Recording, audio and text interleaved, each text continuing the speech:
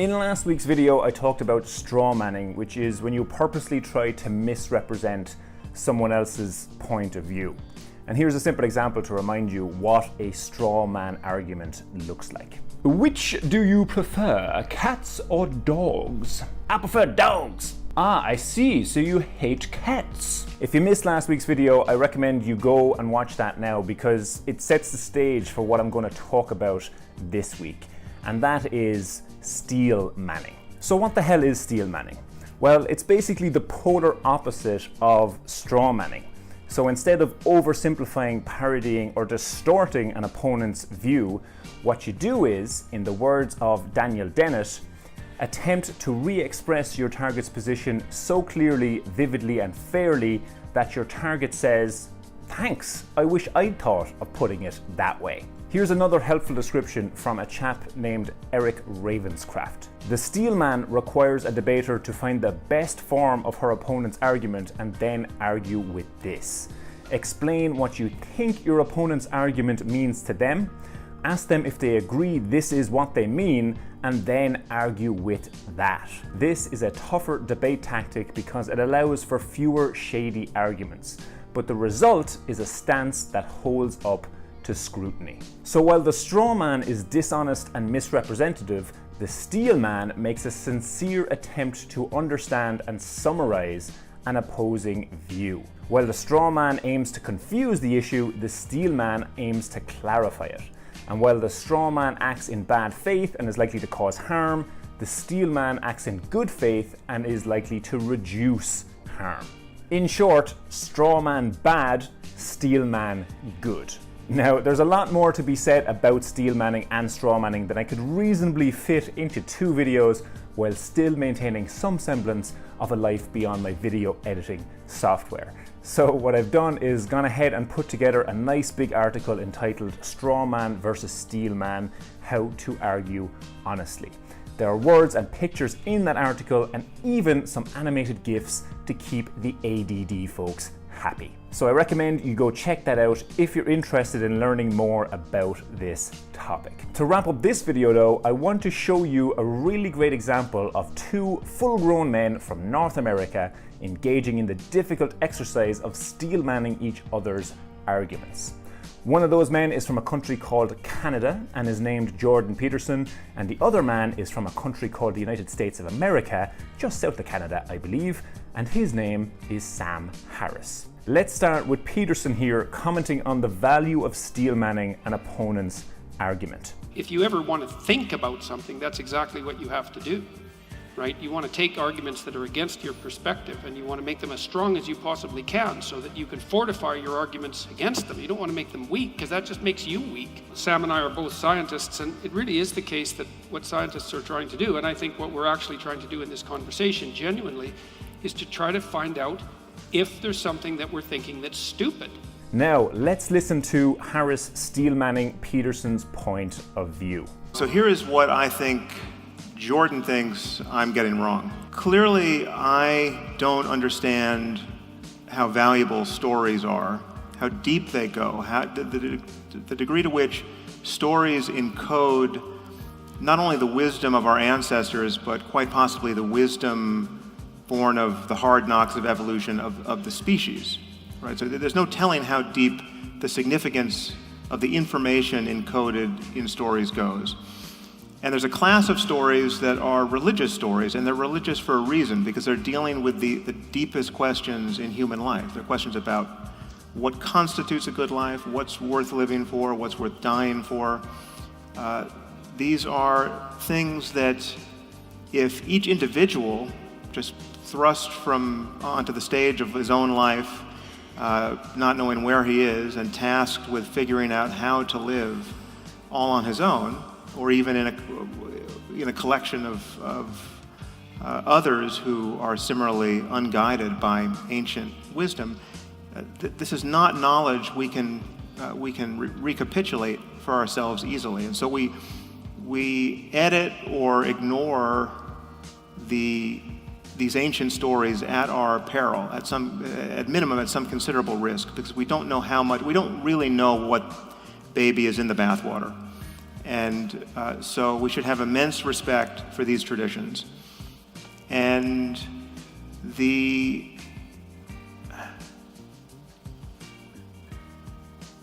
this is as yet to be discovered tonight. I'm still not quite clear about how this links up with more metaphysical propositions about the origins of certain of these stories. But at minimum, my criticism of religion, because it tends to focus on the most obvious case of a zero-sum contest between religious dogmatism and scientific open-ended discussion, doesn't address this core issue of the significance of religious thinking and religious narrative, because I am, for the most part, just shooting fish in a barrel, criticizing fundamentalists, and the kind of God that the fundamentalists believe in, the God who's an invisible person who hates homosexuals, obviously that's not the deepest version of these religious, this essentially what is a narrative technology for orienting human life in the cosmos. So maybe I'll leave it there, but that's, I think, what Jordan thinks. A key part of Steelmanning, of course, is to check in with the other side afterwards and ask for their evaluation of how you did, to hear if you truly did give an accurate representation of their view. And that's what we see here next. Before you steelman Sam's point, how did you feel about his encapsulation of yours? Well, I'm convinced, man. Yeah. No, look, I mean, well, I got a couple of things to say about it. It's like, first of all, I think it was accurate, concise, fair, and so I thought that was just fine, exactly dead on, and I hope I can do justice to your position as well. So Peterson is happy that Harris understands and has accurately summarized his view, and that he's not twisting or misrepresenting it somehow. Isn't that lovely? Now, let's hear Peterson's attempt to steelman Harris's argument. Sam believes that there are two fundamental dangers to psychological and social stability. Religious fundamentalism, essentially on the right, and moral relativism and nihilism on the left. And so the danger of the right-wing position is that it enables people to arbitrarily establish certain revealed axioms as indisputable truth, and then to tyrannize themselves and other people with the claims that those are divine revelations. And he sees that as part of the danger of religious fundamentalism and maybe religious thinking in general, but also as something that characterizes secular totalitarian states that also has a religious aspect. So that's on the right. And then on the left, well, the problem with the moral relativism nihilism position is that it leaves us with no orientation, and it also flies in the face of common sense observations that there are ways to live that are bad and that there are ways to live that are good that people can generally agree on, and that statements about those general agreements about how to live can be considered factual. Now, so, and then the next part of Sam's argument is that we require a value system that allows us to escape these twin dangers. One stultifies us and the other leaves us hopeless, let's say. And that value system has to be grounded in something real. And the only thing that he can see that actually constitutes real in any provable sense, and there's a certain amount of historical and conceptual weight behind this claim, is the domain of empirical facts as they've been manifested in the sciences and technologies that have made us incredibly powerful and increasingly able to flourish in the world. And so we need to ground our value propositions in something that we've been able to determine has genuine solidity so that we can orient ourselves properly, so that we can make moral claims and that we can avoid these twin dangers. We can begin with some basic facts that we can identify, as I mentioned briefly, what constitutes a bad life: endless pain, suffering, anxiety, tremendous amount of negative emotion, short-term lifespan, all the things that no one would choose voluntarily for themselves if we would all agree that they were thinking in a healthy manner. And we can contrast that sort of domain of horror with the good life, which might involve, well, certainly freedom from privation and want and undue threat and anxiety and hope for the future and all of that. And that we can agree that those are poles, good, bad, and good, and that that's a factual claim.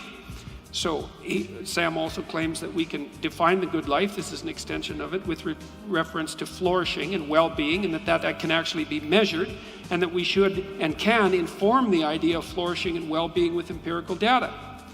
Having said all that, he also leaves a domain of inquiry open that would be centered on the possibility that some of the ideas that have been encapsulated in religious phenomenology, if not in religious dogma, might be worth pursuing as well, that there might be wisdom that could practically be applied in terms of perception to spiritual practices, although those become increasingly dangerous as they become ensconced in dogma. And so that's Sam's position. And then his criticism of my ideas, he would say that it's facts, not stories, that constitute the ground for the proper science of well-being, and that we don't need to be connected to stories, ancient stories in particular, to thrive. And the reason for that are that these ancient stories are pathological in certain details, especially in the specific claims they make, which look outrageous in some sense from a modern moral perspective. And he believes that it's hand-waving to ignore those specific topics with a what would you call it, an optimistic overview of the entire context. That they're dangerously outdated now, if they ever were useful. That they're subject to too many potential interpretations for any modern usage to be reliably derived. And so he believes that attempts to interpret these stories, let's say, are rife with so many potential errors of bias and interpretation and subjectivity that all the interpretations in some sense are unreliable, and perhaps equally unreliable. That worse than that, not only are they unreliable, but they're dangerous insofar as the claims they lay out pose a threat to scientific and Enlightenment values, which are the true saviors of humanity, as evidenced by our progress, let's say, over the last 200 or 300 years, and that they're also susceptible to the totalitarian interpretation, which I described earlier, which confer upon the interpreter a sense of and then a claim to revealed truth. And so I would say that's Sam's argument and his criticisms of my position. So now the video cuts out right about there, but we do hear Harris saying in response to Peterson's Steelmanning, okay, so you write my next book, I'll write yours. which we can take to mean that he was satisfied with the summary of his position. And there you have it, a prime example of two people Steelmanning each other's arguments. Or to say it another way, two people making a genuine effort to try and understand a view that is different to their own. Wouldn't the world be a more lovely, daffodil-filled place if only there was more of that going on? And with those daffodils in mind, here's a challenge for you. Next time you find yourself having a disagreement with someone, before you try arguing for your own position, see if you can fully understand and accurately summarize their position, to the point where they say, "Gee, thanks, I wish I'd thought of putting it that way." So give that a try, will ya?